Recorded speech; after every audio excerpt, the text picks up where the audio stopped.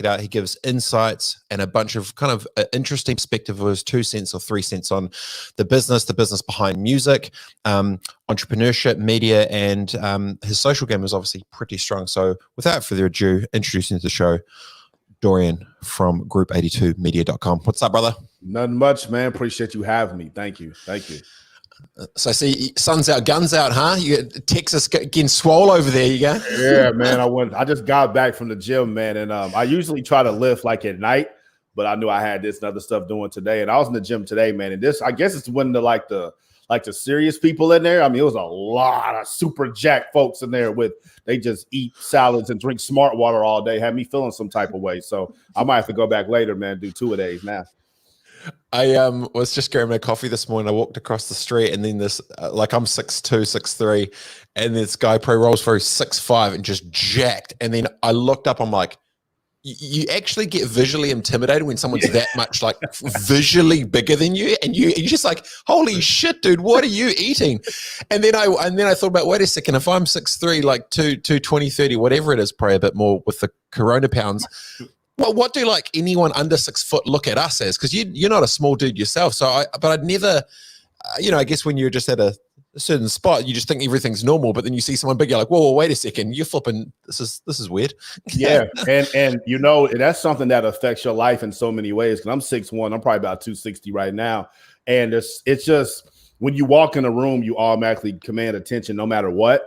And then people obviously have these preconceived notions about you, and then my voice isn't the highest pitched voice out there. So the moment I start talking, it can be perceived so many ways, man. It's a superpower, but it's also a gift and a curse, which I know more than anybody. Like, people can perceive things about you like, yo, I'm not even that type of person. But you're intimidating. Like, the 6'5" dude scared you. He ain't did nothing. He just walked into his car. You know what I'm saying? So. I know. It's funny that you think the world's even until something happens to you and you realize, wait a second, it's not. You don't see it the same way. But we digress. Hey, I appreciate your time. I know you're a busy man. How would you describe? It's interesting from the outside. Like, I don't know you personally, but I get the vibe of you cross this bridge of understanding between artist and creative, but also commerce and business, right? And there's not many people that sees both sides of the coin. How do you describe either what you represent or what you do within the ecosystem of music and business? Because it's quite interesting. There's not too many people like you. Yeah, well, the thing for me, man, I was born August 2nd, 84. So my entire childhood was, well, not entire, but the 90s was a huge part of my childhood. And I had young parents. My parents had me when they were 21 and 22, respectively. And so, and my dad was in the military. So in the 80s, Black family, military, we lived in Japan. And so back then, like, my dad, CDs and anything Teddy Riley touched, Michael Jackson, Janet Jackson, Bobby Brown. I'm listening to all that stuff. And then once the 90s came, my parents are from Ohio. And so the funk era was what they grew up on. But the 90s was G-Funk, Dr. Dre, Snoop, Death Row. So my parents didn't really like that because they felt like they were still in their music, but I loved it. And I was young, and my sister, she's older than me, and she loved it. But my dad just really would talk to me about how these people were broke. And, you listen to your parents, but you don't be listening. Like, you listen, but you don't be listening. Like, you don't know nothing. Yeah. You hear it, but you don't listen. Exactly. And then you see Toni Braxton get on TV, and she talks about how she made $170 million and she only took home $2,000. And then you see TLC, who's the biggest group ever, and my sister and my cousins and me, we just love their songs. And Left Eye and Chili, they're talking at the American Music Awards, they don't have money. And then you see why Dr. Dre left NWA, then he left Death Row, and you see why Cube left NWA, and you start picking up on all this stuff. And then as I started getting older and really understanding commerce, because I was going into the basketball realm, I became a Division I college basketball coach. I would just pay attention. And I realized the impact that artists had didn't reflect their bank accounts. And it became almost, I don't want to say it's slavery, but it became just flat out immoral what was going on. And so it was visual for you, right? Like, you could see it, like you'd heard about it, and then time was going on, you're like, oh, now you understood it. So it became a bit more real for you. Exactly. Because as you get older, like, obviously you start having jobs, and I've had every job under the sun, delivered pizzas, worked as a bouncer, worked at Sprint part-time selling phones and doing other stuff I shouldn't have been doing. But like, so I've had every job under the sun. So you start understanding money, you start understanding business, you start understanding all this stuff. And you see these people who are massive celebrities, massive stars, and they don't have any money. And so when I came into the music business, I was like, this money is going somewhere. Why isn't it coming to the artists? And thank God for YouTube. Thank God for Google. This was about 2013. And I just really started studying interviews. And if you listen to enough artist interviews, they will spill the beans, right? Like they tried to do the typical sensationalized PR story. I was walking down the street and I was rapping to myself and Dr. Dre saw me and he signed me and gave me $1 million. You're lying. But you see all that. But once you get a good interviewer like yourself, who can just like get through, you kind of remind me of Zane Lowe a little bit, probably the accent. But like all New Zealanders either look alike or sound alike. It's the same thing. It's just not Australian. Stuff them. It's fine. Exactly. And so like when you get a good interviewer who opens them up, you really see like, oh, these people don't have money. This is the contract that they signed. This is the advance. It's where the royalties going. It's where their publishing going. Or some of these people don't know at all. And then you start really studying the business. It's like, all right, this is residual income in perpetuity, and the creators of it don't own it, and they don't get any of it. How is this right? And then when you go and you study a Master P, and you study a Chance the Rapper, and you study a Jay-Z, even 50 Cent, even when he signed, and you study Too Short and E40 and all these guys, Taylor Swift, the Beatles, Michael Jackson, it's like, okay, there's money here. And so that has become my mission. It's like, if you're going to create something, you need to own it. There's just no reason for you to be leveraging that out or giving that out to people, especially in today's society. Like before I go to the gym, I'll kind of get into like a meditative state. Like I don't really football like lift no more. I ain't doing all that. So I'm going in there to kind of relax and get my mind off everything. And my mind always seems to go to content and the ownership of content. And I always think about my grandmother that passed away in 2002, and even my great-grandparents, who I never really knew like that. The fact that we can go on YouTube and I can make money in perpetuity on a 70-30 deal, my way, 100% creative control. And they do the distribution, they do the marketing, I got the ownership, and I'm making thousands of dollars a month from just talking about stuff like you and I are doing right now. Like, you're going to make money off of this. It's insane. It's insane. And I look at these people like Jay-Z, anytime he does an interview, we all watch. Anytime Kanye does an interview, the entire world watches. And these are interviews that are going to be shown forever. And they can eat off of that. But someone else is going to own that if you do it on somebody else's platform. And so my thing is like, I can't help the baby boomers that much. I can't help the Generation X or some of them. But for millennials and younger, I definitely can. And we all know it's about music. It comes in waves and artists. And we're kind of seeing one now where there's a bunch of new artists popping up. And I just want them to have ownership like I do, because there's no reason to be giving that out. Because like even today, like another example, I was talking to my homeboys. I just got an urge today because, well, my album True Support, the royalties hit today. So I put money into the savings. I bought some Apple stock to justify this. And I wanted some Jordan 11 Concords. I've been wanting them for a while. So I went to StockX and I bought them today, like literally like 20 minutes ago. They're $500. And I'm thinking when I was younger, those shoes were $120. And now they're $500 on the resale market. And I'm thinking about Michael Jordan. The fact that he doesn't own 10% of Nike is a travesty. It's beyond a travesty. And he deserves that. Because if it wasn't for him, they wouldn't be who they are. And so I just want people to be aware of what their value is and to make sure that they get equity stake in whatever that they bring. Well, it's interesting because that whole narrative journey, you've been able to see the gaps of where it's a recurring thing. It's like in music, you're watching the same song on repeat. Artist comes in, gets exploited, gets the end, tries to get out. They either get squashed down by the label or they piss off, do their own thing. But don't you think... Uh-oh. Good old podcast, good old StreamYard. Happens all the time. Can y'all see me? If anybody's in there, write comments. Probably. Oh, it looks like that's private. Oh, okay. It's all good. I should probably just shut up.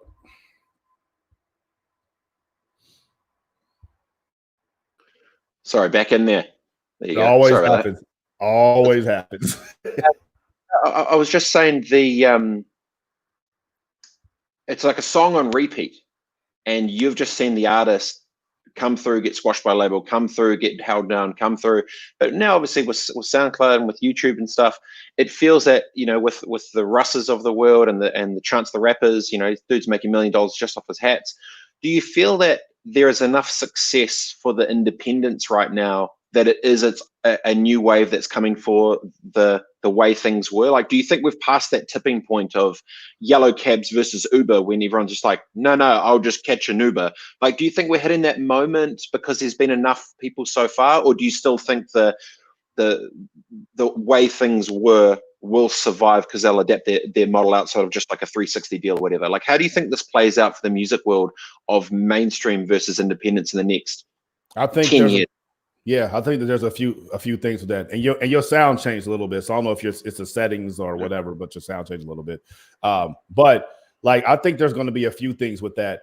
I think people place so much of an emphasis on fame, and because they place so much of an emphasis on fame, if you go to a label, they can make you famous. They can make you more famous than being an independent artist can. They can make you famous faster, and we have been socialized that fame is more valuable than money for some reason, because we think fame equals money.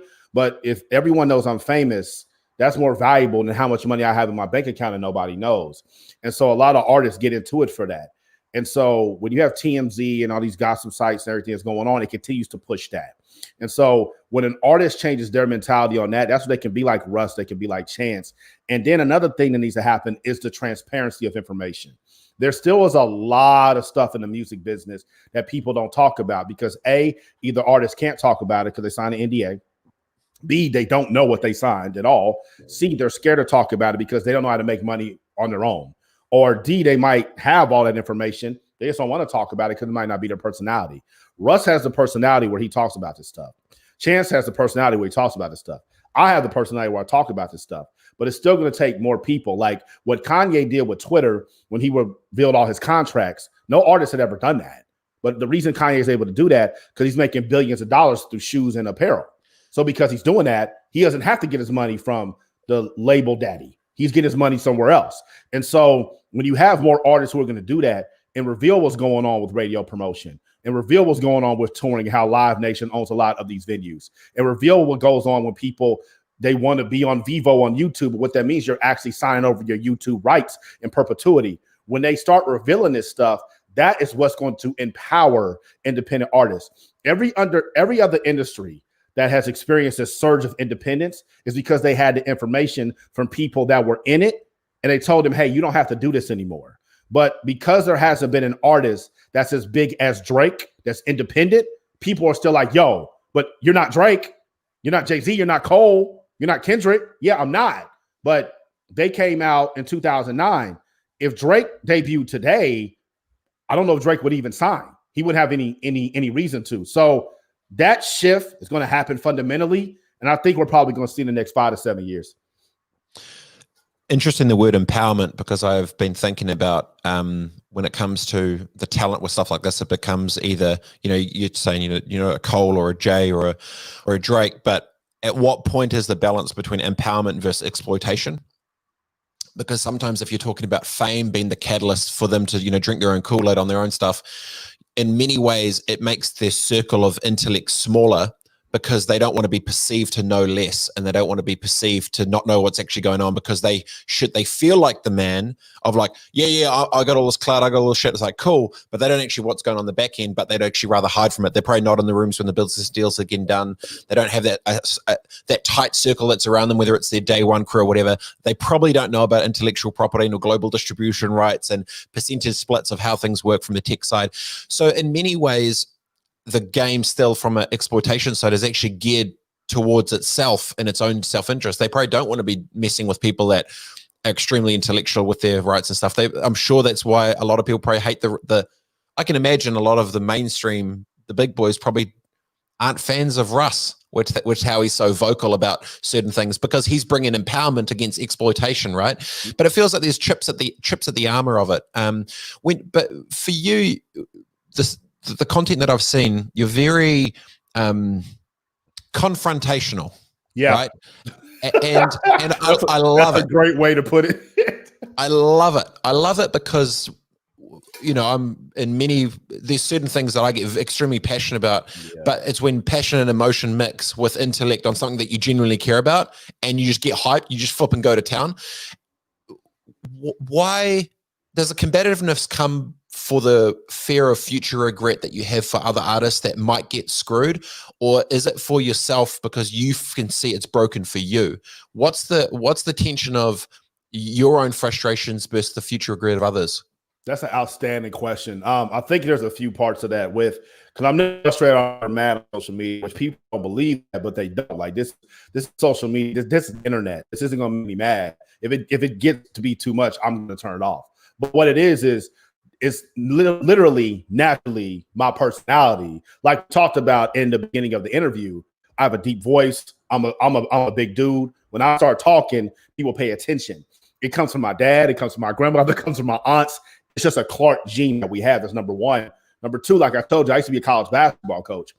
When you're coaching kids, you can say, hey, man, I would like if you would set that screen at the top of the key, because when he comes off the screen, if you really, really set it nicely, we'll be able to get into the lane and we can get a corner three. Hey, man, set the goddamn screen like we went over in the scouting report. Like, you have to talk to people in a language that they understand, right? And because I'm so used to dealing with that, I saw when I came into the music business, a lot of the players, their age, their demographic, they also made music too. And they don't respond well to that fluff shit because it doesn't get you anywhere.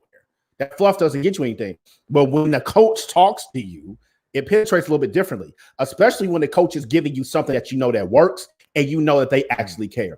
When I was coaching, one adage that we had when I was coaching with Kevin Sutton in Montverde Academy, he's assistant coach at Rhode Island now. Love you, coach. He used to always say that when players know that you care, they'll run through a brick wall for you. They will. And so I don't even be thinking about that when I'm making my content, but people can see that. Like, I genuinely care because, A, I'm an artist. So everything that I'm saying, I'm doing, and I need this stuff to work. But B, it's also that fluff has got us to this point. Us not being in those rooms like you were talking about has got us to this point. Us not understanding global distribution rights and intellectual property law has gotten us to this point. I got a clip on my page on Instagram and on YouTube where 2 Chainz, like now he has a label, he's signing people. And he was talking about how early on he wasn't going to his own meetings. If you know anything about 2 Chainz, he's an intelligent dude. This is a smart dude. Like, he's not street smart. He's street smart and book smart and social smart. But he wasn't even going to his own meetings. It's like we have to take ownership. And when you look at somebody like Baby at Cash Money, who was a 100% street dude, but he was able to negotiate him and his brother Slim, one of the best record deals in the history of music that they study in law school. If he can do that, what can you do with your college degree or your master's or your cousin or whoever, right? It's just a matter of having the courage to actually do it and go up against the system. And I think that's where that passion really comes out, combined with my natural personality. It's when you can clearly articulate intellectual things behind what's actually happening publicly, it gives a lot more leverage because you actually know it from the inside. And so it becomes quite a dangerous little speedboat of a little microphone inside the machine that sort of, you know, extrapolates it out. But for you, like, do you feel that your mission on this is to try and, you know, are you trying to bring balance to the game? Are you trying to, like, obviously there's an empowerment for those next sort of artists, but if you fast forward, if you had all the resources behind you, if you had a big machine that was, let's say a flipping YouTube came along, like, all right, cool. Yeah. Bring balance to the force. What would you do, and what would that look like to like scale fairness to where you see it's unfair right now? How would you change it? Yeah, I mean, I just really want, like you just said, it's unfair to just give everybody an opportunity where your hard work is rewarded like it is when you're inside of a label system. Like right now, you can be inside of a label system and you can have a fan base the size of mine when you get signed, and they'll immediately take you to the top of Rap Caviar, one of the most popular playlists on Spotify. You can get that top spot. Why can't an independent artist get that spot? Like, why can't an independent artist get on the radio? Go ahead. No, like when I was talking to Ski about this, actually, about how they're manipulating who's hot by what record labels are paying to be on the playlist on each one, and then individually themselves are then wrapping up a whole bunch of themed genres to then run as a mood, which then they own all the rights to as well. So they're syncing that up. But yeah, but you're exactly right. So continue. Yeah, which is bullshit. It's just like the one thing about music is the people are going to tell you what's good. And the record industry doesn't, they listen to them, but they know they can manipulate them a little bit too. And you can manipulate them as much as you want. But at the end of the day, an Old Town Road is going to penetrate the system. Like, people liked it and it blew up. You know what I mean? And that's going to continue to happen. And it just makes more sense to me. It's a lot more lucrative to me. If they just had to, like, let's say Google got behind me, using your example, Google, which is YouTube, they got behind me. With everything that I'm doing, we will be able to compete with Universal tomorrow, because now the people have chosen me and I'm at the forefront. And then whether you like my music or not, it doesn't matter, but the message is going to be out there. And now it's a level playing field. People always talk about how music is a competition and they compare it to basketball the most, especially rap, because it's black. But it's just like, it's not. The Lakers won. The Lakers won 7 games, 4 series in a row. LeBron was MVP. They won. Who won this year in music? There's no objective winner. None whatsoever. And they try to act like that it is, like you just said, who's at the top of the playlist, that's who's hot. I just listened to Jack Harlow's song, Tyler Hero. He was the #1 spot on Rap Caviar. I turned it on when I was working out. Love the song. I like him. You can't, is he hotter than Cole? He's hotter than Kendrick? Is he hotter than Drake?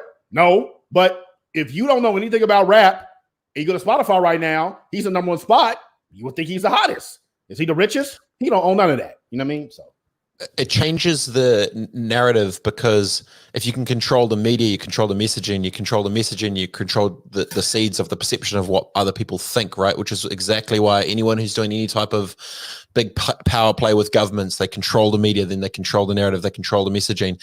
It's interesting to see that clearly is transitioned over to music, but which I'm imagining, like, I don't know the music game at all. Like, I've got friends that are in it, and I've got, from New Zealand, and a couple of people have done pretty well, but I'm imagining from the same 1.0 hustles of giving the DJ $100 at the club or to spin the CD on a Friday night, whatever that shit is. Now it's like, okay, cool. Now I've got to plug into the Spotify Connect that does the playlist, and just, send him a quick 10G or whatever the thing is. So I wonder how the people are trying to game the system now in digital, because can those individuals just walk straight up to the DJ? Probably not. How do they then navigate that sort of, how do you hustle the game when it's technology driven now? Like, from what you've seen of how people are doing, how are they doing it? Well, what the labels did is early on, because Daniel Ek, he owns Spotify. Spotify's been around since like 2007. And he's from Sweden. So early on, he had the software, but he needed the music.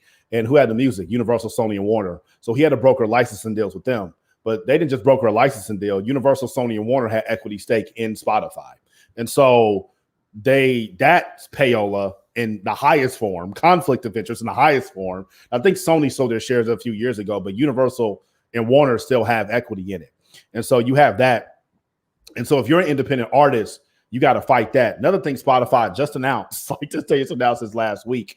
So Drake's new album's coming out, Certified Lover Boy. I don't know when his interview is going to air, but January 2021 is when the album's dropping. And what Spotify has introduced is a feature for the labels where when Drake's album gets done playing, the last song, Certified Lover Boy, you can pay for that next spot on everybody's personalized playlist or whatever for a They're lower, selling the gap. Yeah. They're selling the gap for a lower royalty rate, right? So, like, let's say the example I gave on my social media was Little Broke Ass. Like, Drake is a Universal artist, right? Let's say Universal signs a new artist called Little Broke Ass. Once Certified Lover Boy gets done, Universal will pay a lower royalty rate to have Little Broke Ass a single get played right after Certified Lover Boy. So when all of us go listen to Drake's entire album, now once we get done, the next song's Little Broke Ass. Now we're streaming him, and now he's the hottest. Now he's in the system. As an independent artist, that's not fair, because how do I get in there? But Billboard isn't fair because they do the same shit. Radio isn't fair. So as an independent artist, you got to find back routes. And independent playlists have been the best way for me, because they're playlists owned by people you like myself, or like you, or like people that work at Cracker Barrel. I don't know if y'all had that in New Zealand or whatever. But like, and you can hit them up on Facebook like, hey, add my song, and you can pay them $20, pay them $30, $40, $100, and that's the new paying the DJ. But those playlists do not have the reach that Rap Caviar, nor does it have the same effect as being the next song after Drake's album. You know what I mean? And so there's so many back routes that we got to take that they always try to game the system. Like the music industry always does this. It's interesting there. I was just putting down a note, if you look at Google, it's technology driven, which is algorithmic based for your likes, so basically it's a non-human curation set for you. With music, it is actually even the most technical world with global distribution. It's actually fully analog one-to-one of relationships because it's human curation. So weirdly enough, the most powerful thing that has global distribution is actually the other way, which is then back to the backhands for that's really interesting, because in a world where technology was supposed to, so instead of people giving, the algorithm shit on YouTube, you wonder, it's like, wait a second, maybe we need to look what the humans are doing on the other side here, because that power of influence is like, I'm sure the curator of Rap Caviar, that individual, I can almost guarantee you there'll be silent weight put on them by a potential vested interest in its own company because it's in its self-interest. Yeah. And I can also imagine that it's probably that new hustle, if it's existing on that side, every other spot you look at will be happening more and more. That kind of gets you a little depressed, because then the independent who's trying to get out there, all of a sudden you're like, wait a second, now I've got to go up, and now I've got, my song could get to 1 billion people, but it's coming down to one dude. Yeah. That's even worse than 3 labels. Yeah. And that's why I tell people to ignore all that shit. That's why I tell people don't tap dance. That's why I tell people, the best thing about the music business, which is different from when I was trying to make it in basketball. My goal was to make it into the NBA as like a general manager. Like that was my dream goal. But what you just said, there was no aptitude test. It wasn't the people chose me. One dude had to keep approving me, right? And I'm not about to keep convincing you. Like, I'm not tap dancing for you. That's how all that weird shit starts happening. In music, yes, we have that route where the one dude can approve you, but you have another route. It's called fans. It's called building a brand. It's called customers. It's called they will push you forward. They will give you money. They will stream your music. They will watch your videos. They will buy your merch. They will share your stuff. And you can sustain and develop consistent income from that. And then once you get to the point where you have this solid fan base, I call my fan base the pond. Once the pond has gotten me to this point where I can do this full time and I'm making more money than I ever had before, now I don't need a label. Now I have leverage.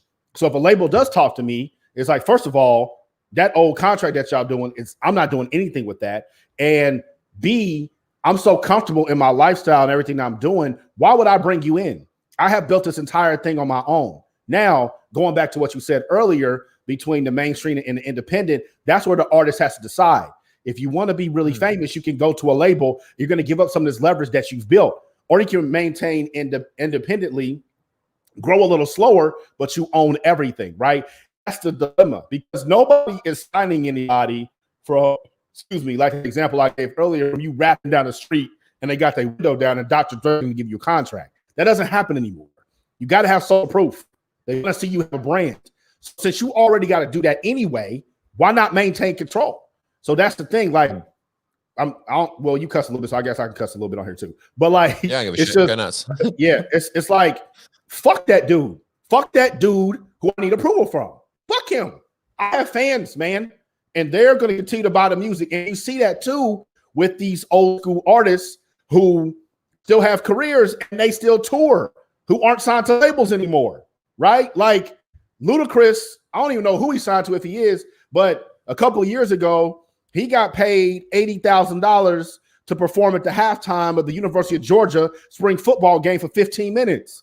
It ain't because Ludacris on the charts now. It's because he killed it in the 2000s, and he still has fans that work at the University of Georgia who they don't care. They just want to hear what's your fantasy or whatever it is. They gave him 80 racks. That's what that is. And so that is what everybody needs to focus on, not just musicians, but entrepreneurs, fans, clients, customers. That's what you need to focus on, not all these behind-the-scenes people that can make you bigger. Man, they're going to make you tap dance like no tomorrow. Not all of them, but a lot of them.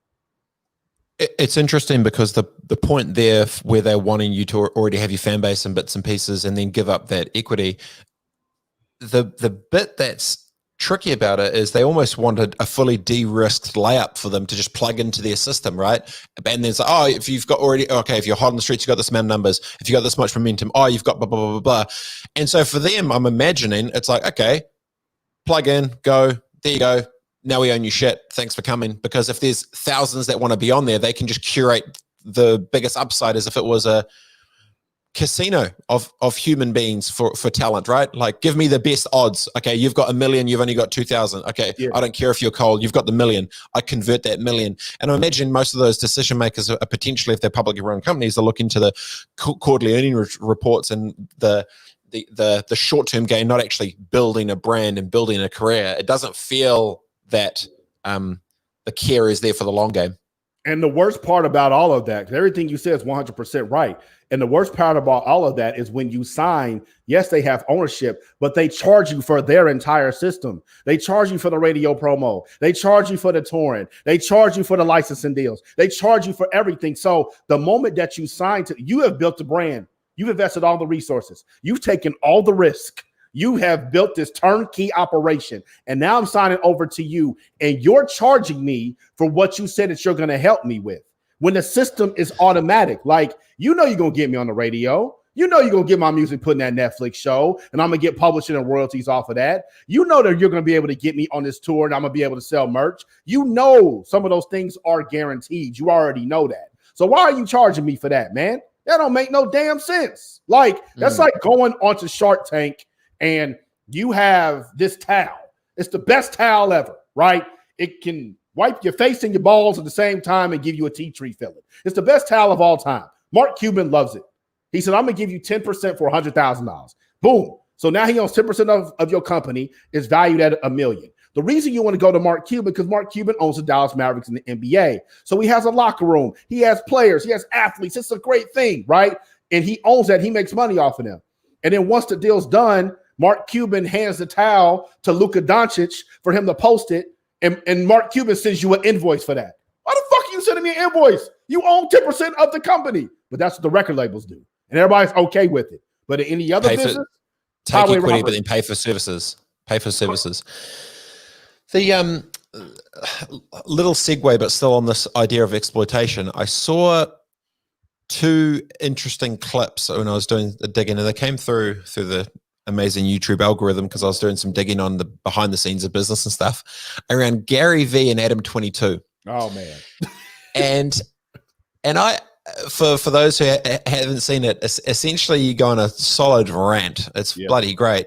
And it was an interesting one because he messes in the hip hop world. Not too many people people obviously take shots at him for the hustle mentality, work 20 hours a day, don't do anything. Your angle was a little bit different. Where did that, what was the impetus behind taking that shot? Yeah. Well, the thing with him is like, first of all, he has a great business mind. And a lot of stuff that he's done with his brand, I've done. Like he released his first deck. I liked it. I mean, I followed him for a while, but I kept seeing him talk about, he would just randomly say he had black friends growing up. And he just kept saying it. And he grew up in all these black neighborhoods, and he would go to the Breakfast Club and he would talk about that. And he just kept bringing this up. And I'm just like, okay, bro, you don't have to say that, you know what I mean? Because your audience isn't primarily black. So why do you keep saying that? And then he kept having rappers come on to his show and he would give them this advice. And me being knowing the music business, I'm seeing that the advice is general. But since I'm listening to him, I'm like, okay, he's helping them. But then once things started happening in our community, he would shut the fuck up. Right? A rapper would get killed or they would get shot or they would get ripped off in the business. He wouldn't say nothing. He would say about in any other business, he would say, fuck college. You shouldn't do that. College is a scam. But he would say that in the music business. But the moment that a rapper got shot that was huge or got killed, he would talk about it. He talked about Nipsey till he was blue in the face. He talked about Mac Miller till he was blue in the face. And it's just like, you are literally using our culture to bring attention and to bring street credibility to yourself, but you are not giving back. When you have all these black friends that you grew up with, I think one time he said his whole wedding party was black. When you go watch his videos, how many black people do you see at VaynerMedia? How many black people do you see on his team? I'm not saying ain't none men that work up there, but he has even said stories about when he's gotten pulled over and he was the only white dude in the car and he's seen how police treated his black friends versus the white friends. Then why aren't you doing what you know needs to be done? because you're a fucking culture vulture. That's why you're using our shit, which is the biggest export that America has, black culture, to bring attention to your brand, to get you more credibility, like a lot of people do. And the moment that you need to return the favor to us, you don't do it. Fuck him. Adam 22 is the worst of the worst, because at least Gary Vee keeps it on a business level. Adam 22 gets you to talk about your sex life and who shot who and who's beefing with who and who's fucked who, and porn stars who got molested by their daddy, but they're black women. And he's putting them on display as straight coons, and he's benefiting off of all that. He's getting money off of all that. He's eating off of all that. And he goes on, one of the clips I have is him and Dame Dash talking, and Adam 22 is trying to tell Dame Dash what black people want from Kanye. You ain't black, man. Shut up. Like, you need to listen. Like, I have a lot of women in my life. I don't tell them what women want. I listen to them. My daughter's 1 year old. I listen to her. I'm not going to tell her what a woman wants. I'm going to listen. And I have seen that too many times. These privileged white dudes come into our shit, and they see it's hot, and they use it because they know about global distribution rights, what we were talking about earlier. They know about IP. They know about all that stuff. And they just get this cool factor. They get invited to the cookout, and they take all of our shit, and they get billions off of it. Like Supreme just sold for $2 billion. They make billions. And what do we get? We don't get jack shit. What did Michael Jordan get from Nike? He didn't get shit. Oh, he's a billionaire. Michael Jordan's the most underpaid employee ever. So that's where that comes in. So you was talking earlier about like the passion, that culture vulture shit. I don't deal with that shit at all. Gary Vee, Adam 22, Vlad TV, Little Dicky, fuck them all. You're white, man, in America. All you got to do is appeal to white people. Why are you coming to our shit? If you gonna come to our shit, come in there respectfully. Eminem is the greatest one of the greatest rappers ever, the highest selling rapper ever. When has he disrespected black culture like that? He hasn't. He doesn't do that. So he's shown you that it can be done. So it's not racism. It's about respect, man. We don't do that to you. Fuck them all. Good rant. Solid. I like it. There's some micro content for you. Yep. Love it. No, it's I'll go to the Gary Vee thing, right? He finds things are broken. He builds his own engine for it, but then he owns the engine. Yep. The interesting bit with this to date, if you are right, is he won't, if he knows the system's broken the same way. So my previous media company, content agency in New Zealand, I exited to Publicis Group, Saatchi & Saatchi Publicis Group, one of the big global agencies. He hates the big global agency, and then now he's building the thing to destroy the big guys, right? Like he's building that cruise ship, but he's going to do it in his own way. Like he's scaling his speedboat. So he saw an industry that was broken. He went in, and he 100%, like now he's got, 1,000 employees, big shit, blah, blah, blah, like mega. He goes, shoes. Okay. Like, we're closed, blah, blah. He goes K-Swiss, does a deal there, obviously getting equity, whatever. In every vlog, he will put on the hot new next artist. He goes into the studio session, do whatever. If he doesn't get fully into the music game and launch something to do it, that would probably prove to your point right, because it's taking the bits of, I want to be associated, but not actually help them. Because if everything you're saying is correct and the industry is as stuffed as it is, it's like media. A lot of people know media is stuffed. Music, everyone pretty much knows music stuffed.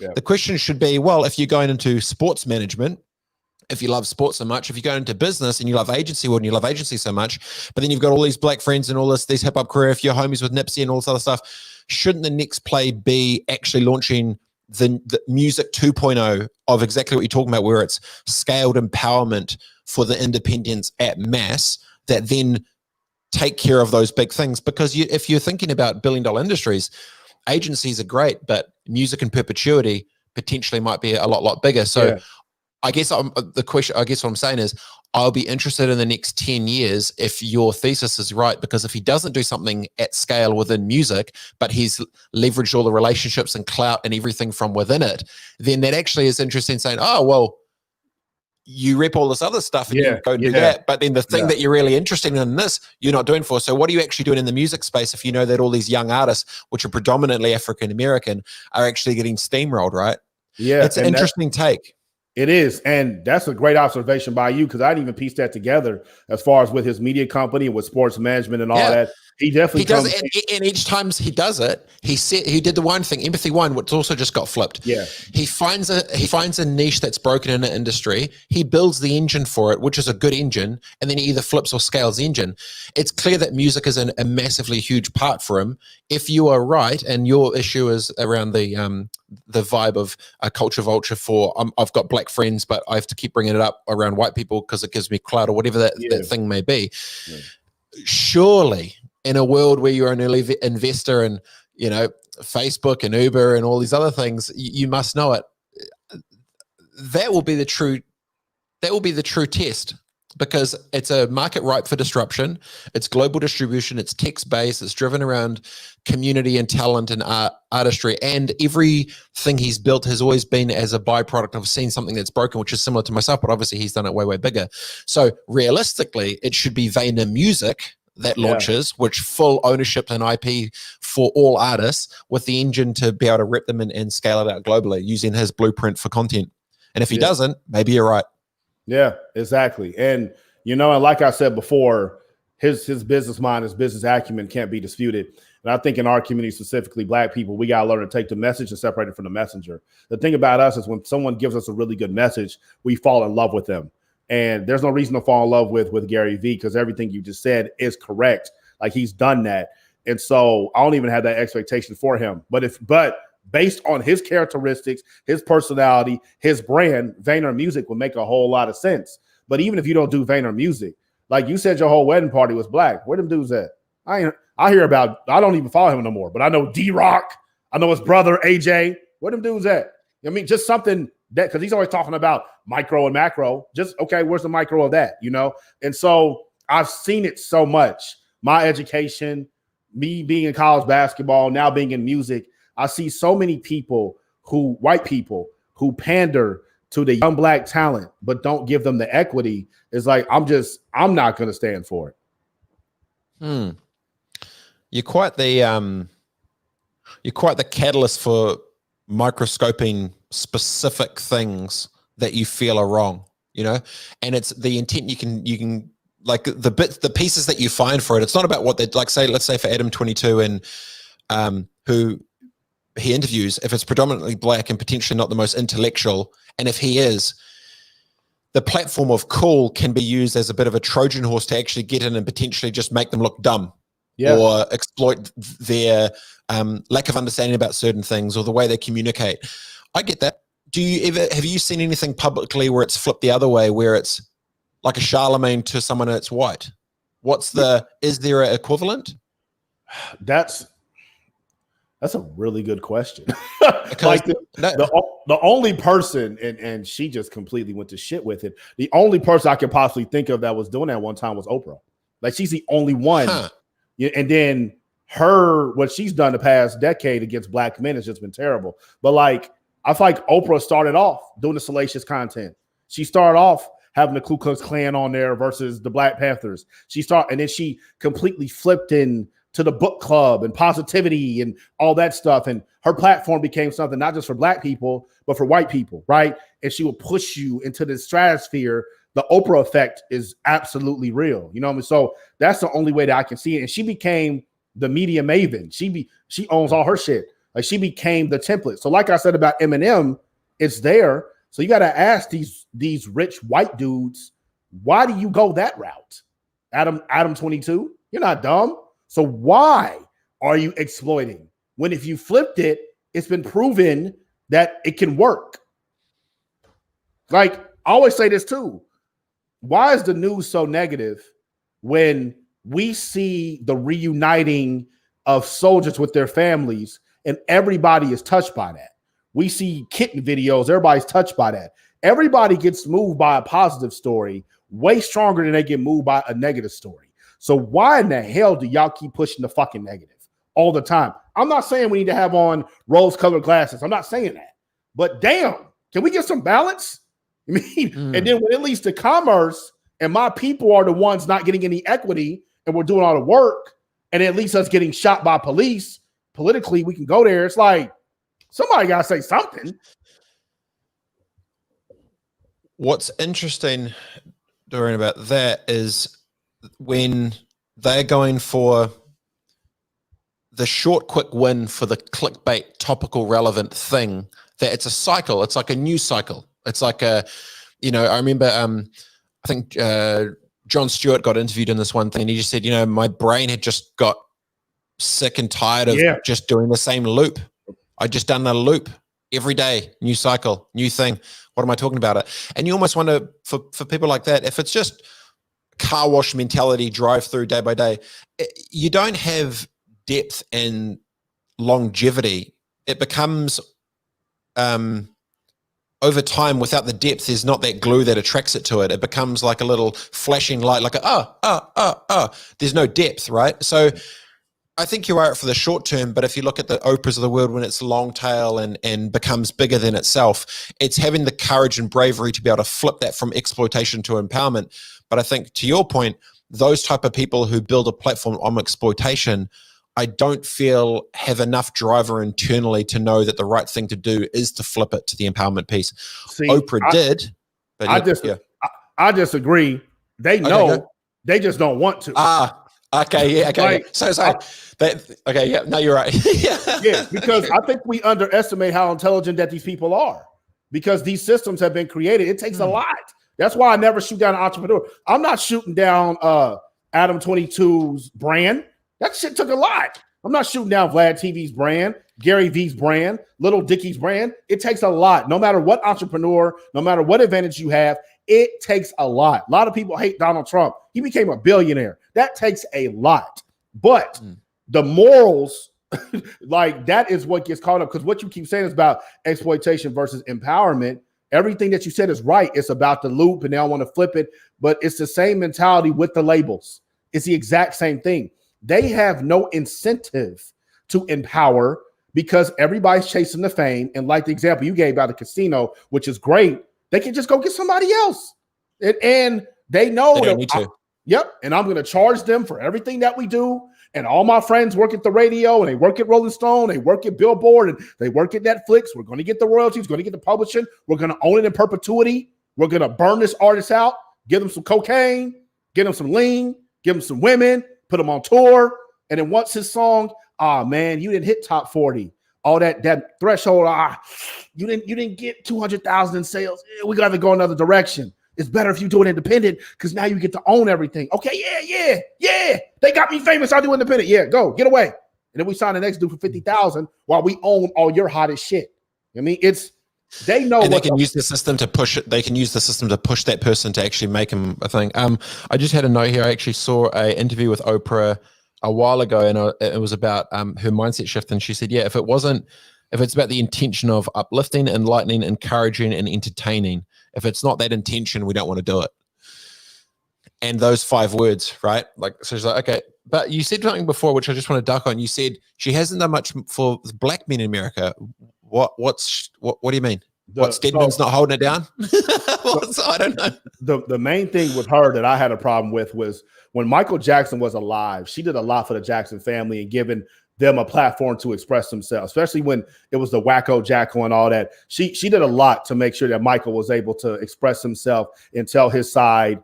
And we can actually say that the reason that people held on to Michael so dearly in the 90s when everybody's trying to tear him down, Oprah had her hand in on that. He dies in 2009. And in 2018, you want to drop this Finding Neverland documentary with these people who are lying, who got proven that they were lying. All this stuff you talked about, he got proof of not guilty when he was alive. You had all this opportunity to do this when he was alive. And you dropped that documentary about him and the child molestation and all this stuff when none of the stuff's true. Why didn't you do that when he was alive? Why'd you wait? Did she do that, Doco? Did she do Finding Neverland? That was her. She was in on it. Oh. She was doing the same thing with Russell Simmons. He got accused of sexual harassment or something within the Me Too movement. I don't know specifically what it was, but he got accused, and she was going to do a documentary on that. Her and Russell Simmons have been friends for a long time. He kept telling her, yo, why are you doing this? And the people who were talking about him, they lied. And it got so much to the point that the people around Oprah were like, you know what? Let's not do this, because the allegations don't have any credibility. She backed off. Harvey Weinstein did all the shit. Everybody, she knows Harvey Weinstein. Everybody who got accused of being raped by Harvey Weinstein, she knows them or knows someone of them, like someone who knows them. It went to court. He was proven guilty. Where's his fucking documentary? Because if it's about equality, okay, Michael Jackson, you put yourself in that position. Okay, I'm gonna do the doc. Russell Simmons, you put yourself in that position. I'm gonna do the doc. Harvey Weinstein put himself in that position. Where's the doc, Oprah? Oh, so what's the difference between Michael Jackson, Russell Simmons, Harvey Weinstein? I see a difference. Black, white. So, and then I just think about. So you go. And like, I just remember when I was younger, she used to always talk about, I hate hip hop and all shit. Same shit Bill Cosby was saying, right? When he was out here raping motherfuckers for 4 decades, criticizing our generation when they were doing that shit. And I hate that I have to talk about these successful, powerful Black people in this way, but it's the truth. And so it's just like, if it's about equality, Oprah, then make it about equality. But it doesn't seem like it's about equality. It seems like it was an attack on Black men. And I think she lost a lot of credibility with African-American men when she did that. Do you think that you can get to the empowering voice of Black culture as big as Oprah being so combative with the game?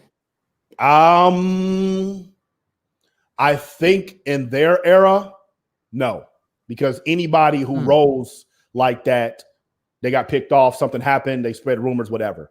I think in this era that we're in, and I think this is something people need to credit Trump for, he has shown that any behavior is acceptable.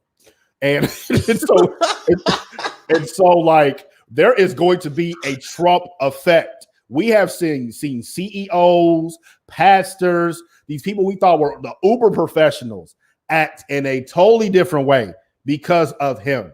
So I think going forward and being Black or being a non-rich white man, you have to be conscious of this. People are going to be a lot more accepting of these combative conversations and opinions than they were previously, right? Because it was always something about decorum and having couth and professionalism. But when you have the leader of the free world for 4 years, I mean, right now, you and I are talking, you'll tell him what he doing on Twitter, talking about this shit ain't real. I won the election. Bro, you lost. And so it's just like, when you have that, how can y'all get mad at me for saying that Oprah needs to make documentaries about everybody equally? You know?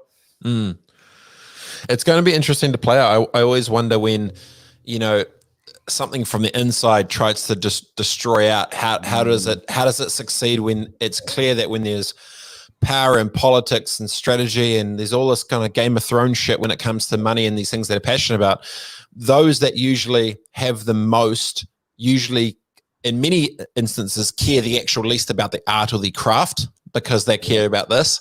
And then those that care the absolute most about the art and the craft and whatever, usually they're the ones that get steamrolled into that cycle and they're like, fuck, why have I sold 170 million and I've got $2,000? What the fuck? Like it becomes this, to navigate that world just seems extremely difficult. So look, man, I really appreciate your time being able to jump on and have a good banter, because there isn't too many people, as I said right at the start, Dorian, that are an artist that understand the creative side, that are also commercial, that genuinely understand the business side with the intent to try and help future exploitation of those that either coming up underneath you or wherever, but at the same time trying to empower those around to, try and fight the two tensions. So it's been really, really interesting talking to you. So where to from here? What's the next big thing? What's next for Dorian in the world from 82 Group?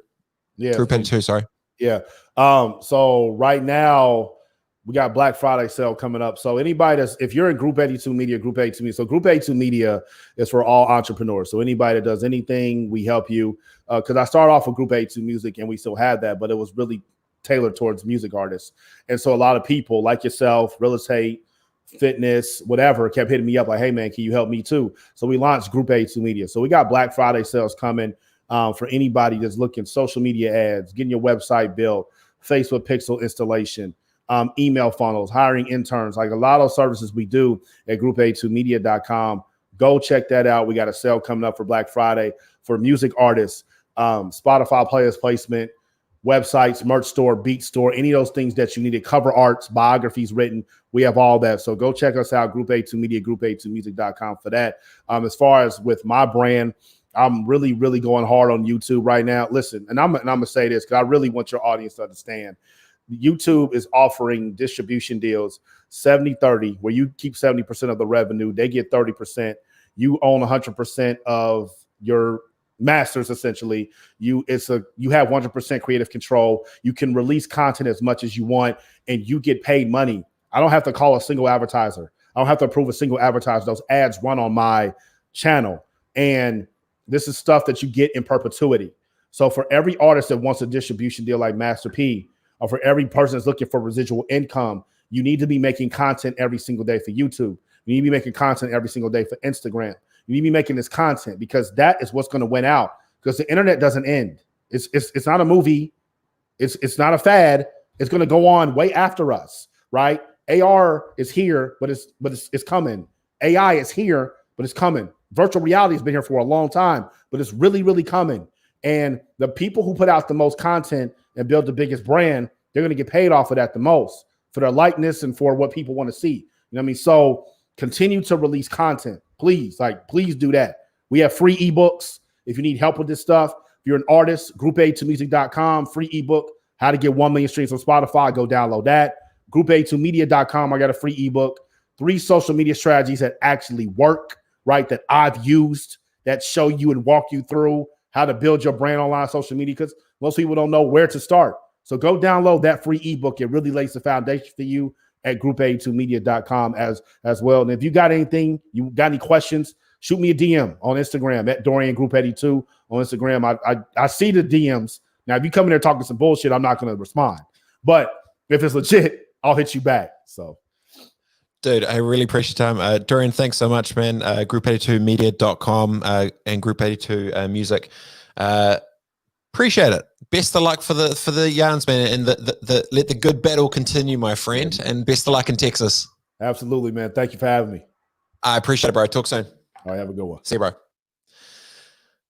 Champion. That was Dorian from Group82media.com.